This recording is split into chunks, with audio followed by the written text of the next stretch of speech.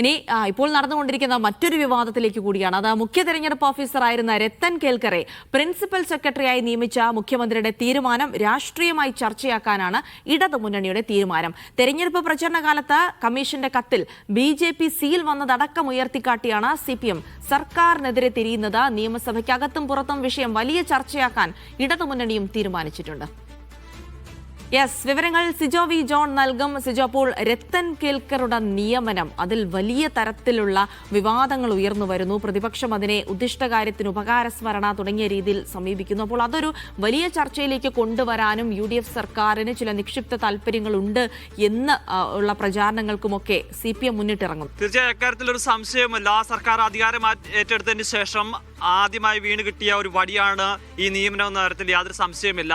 ഈ നിയമനത്തെ ചോദ്യം ചെയ്തുകൊണ്ട് CPM ഇപ്പോൾ തന്നെ രംഗത്ത് വരികയും ചെയ്തിട്ടുണ്ട്. അതിന് പ്രധാനപ്പെട്ട ഒരു കാരണമായി അവർ ഉന്നയിക്കുന്നത് ബംഗാളിൽ ചീഫ് ഇലക്ടറൽ ഓഫീസറായിരുന്ന വ്യക്തിയെ മുഖ്യമന്ത്രിയുടെ ചീഫ് സെക്രട്ടറിയായി നിയമിച്ചപ്പോൾ അതിനെ ചോദ്യം ചെയ്തതാണ് കോൺഗ്രസ് നേതൃത്വം. അന്ന് രാഹുൽ ഗാന്ധിയൊക്കെ ഇത് തെരഞ്ഞെടുപ്പ് പ്രക്രിയ അട്ടിമറിച്ചതിൻ്റെ ഭാഗമായി BJPക്ക് അനുകൂലമായി നിലപാടെടുത്തതിൻ്റെ ഭാഗമായി കൊടുത്ത പദവിയാണ് എന്നാണ് പറഞ്ഞിരുന്നത്.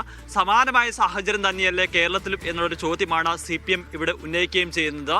നേരത്തെ ഈ തെരഞ്ഞെടുപ്പുമായി ബന്ധപ്പെട്ട് ഈ SIRനുമായി ബന്ധപ്പെട്ടൊക്കെ ചില ആരോപണങ്ങൾ രത്തൻ കേൽക്കറിനെതിരെ കോൺഗ്രസും ഉന്നയിക്കുന്ന സാഹചര്യം ഉണ്ടായിരുന്നു. പലയിടങ്ങളിലും കോൺഗ്രസിന് അനുകൂലമായ നിലപാട് സ്വീകരിക്കുന്നു, രത്തൻ കേൽക്കർ സ്വീകരിക്കുന്നു എന്നുള്ള ആരോപണം CPMഉം ഉന്നയിച്ചിരുന്നു.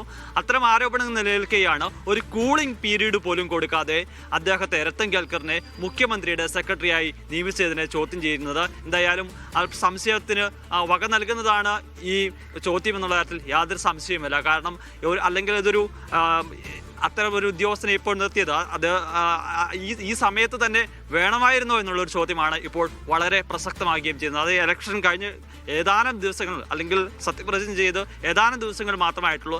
അപ്പോഴാണ് മുഖ്യമന്ത്രിയുടെ സെക്രട്ടറിയായി രത്തൻ കേൽക്കറിനെ നിയമിച്ചുകൊണ്ടുള്ള ഉത്തരവ് വരികയും ചെയ്തിരിക്കുന്നത്. എന്തായാലും വരും ദിവസങ്ങളിലും ഇത് വലിയ പ്രചാരണമായുധമാക്കി മാറ്റാൻ വേണ്ടിയിട്ടാണ് CPMന്റെ തീരുമാനം. ഇതിനെതിരെ BJPയും രംഗത്ത് വന്നൊരു സാഹചര്യമുണ്ട്. വരും ദിവസങ്ങളിൽ നമ്മളത് ഒരു പ്രത്യക്ഷമായ സമരങ്ങളിലേക്കോ പ്രതിഷേധങ്ങളിലേക്കോ ഒക്കെ കടക്കാനുള്ള സാഹചര്യവും തള്ളിക്കളയാൻ സാധിക്കില്ല.